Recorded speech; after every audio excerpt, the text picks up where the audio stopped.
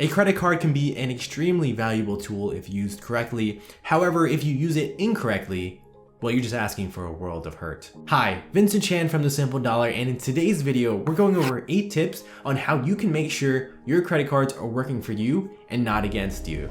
And if that sounds good, make sure you smash that subscribe button to always get the latest and greatest from The Simple Dollar. And remember, you can always find this content and loads more by visiting thesimpledollar.com. If you need an example of how bad things can actually get by using a credit card incorrectly, well, you don't have to look far. Just look to your neighbors, your friends, and family, and you can see that the average American owes up to $7,200 in credit card debt. And what's even worse, it seems that every single year that passes, this number actually continues to get worse and worse and worse. In addition, a 2001 study actually found that people are more likely to spend twice as much while using a credit card for exactly the same item. Why? Well, because using a credit card instead of cash actually muddles our fiscal judgment and causes us to spend more than we had actually expected to. The good news is that Americans are very good at using credit cards. In fact, 53% of all purchases are made using credit.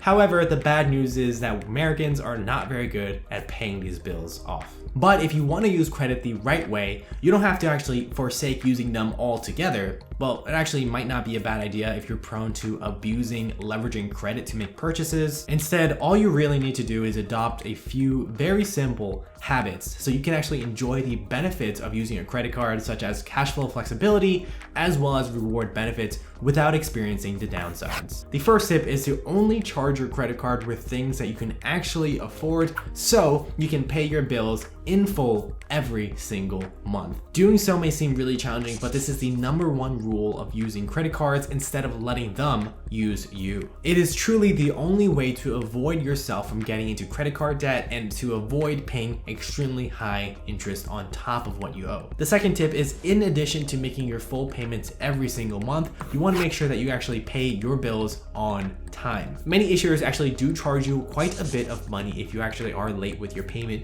Plus, since your credit score is comprised 35% on your payment history, if you do miss a payment, then this can actually negatively impact your credit score pretty significantly. If you are worried that you'd actually forget to make payments on your due date, then there are 2 simple tricks that you can take advantage of. #1 is set up an automatic reminder on your phone to let you know when you need to make your payment. And #2 is to set up an automatic payment on your credit card so it automatically withdraws money from your bank account and pays that bill off. Another tip is to simply log into your account. One benefit of using a credit card versus cash is that it automatically creates a paper trail whenever you use your card. You don't have to keep receipts for every single purchase that you make. Instead, all you really need to do is simply log into your credit card account and the entire statement or transaction history pulls up right there. And this is really awesome because it really helps you out in terms of managing your finances. You can know what you spent your money on, how much money you have left, as well as what you are spending too much on. Logging in and checking your transaction history at least once a week is extremely helpful because it allows you to make sure you understand what you're spending your money on,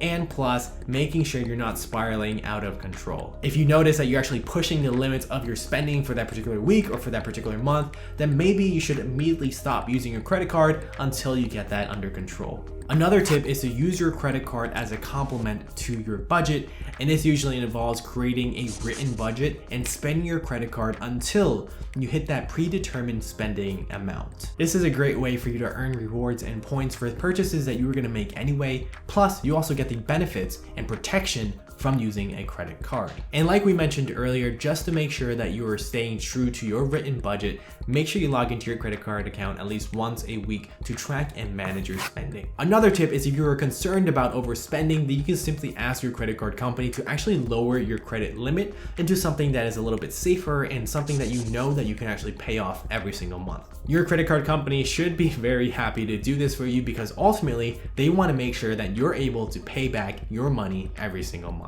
Another strategy you can utilize is just put a self-imposed limit on your credit card. For example, if credit card A has a self-imposed limit of $500, once you hit that $500 mark, simply put credit card A inside a drawer and don't touch it again until you pay off your bills at the end of the month. Another tip you can use is to only use your credit card for really big purchases. For example, a lot of people complain that typically they go overspending because of the little things, that extra $10 purchase, that extra $20 purchase. And it's true, these smaller spending items can truly take a life of their own if they're left unchecked and unmanaged. And a simple way to avoid this is to pretty much just use your credit card for bigger purchases and don't use your credit card for smaller expenses. If you do go this route, just make sure you have enough money saved up to actually pay off these larger expenses. For example, if you expect to pay off a $1,200 washer dryer in 3 months, then make sure you're willing to fork up $400 every single month to pay it off for the next 3 months plus interest. The next tip is to take advantage of all the rewards that credit cards might offer you. Those that actually master the art of the credit card are those who can actually take advantage of all the credit card rewards. The very best credit cards offer a whole array of different rewards, such as % cash back, frequent flyer miles, and a lot more, for simply just spending your credit card and using it to purchase things that you would have otherwise, such as going to the grocery store or filling up on gas. Of course, credit card rewards could become a lot less lucrative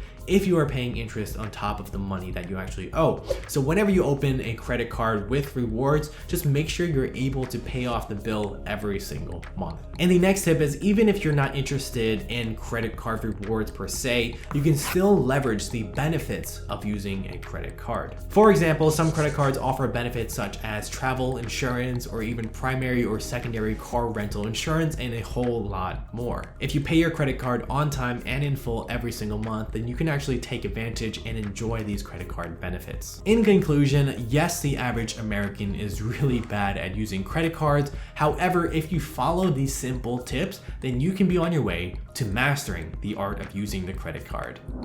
As always, thank you so much for watching. If you have any questions or comments, feel free to leave a comment down below and we'll get back to you as quickly as possible. If you enjoyed this video, make sure you smash that subscribe button to always get the latest and greatest from The Simple Dollar. And remember, you can find this content and loads more by visiting thesimpledollar.com.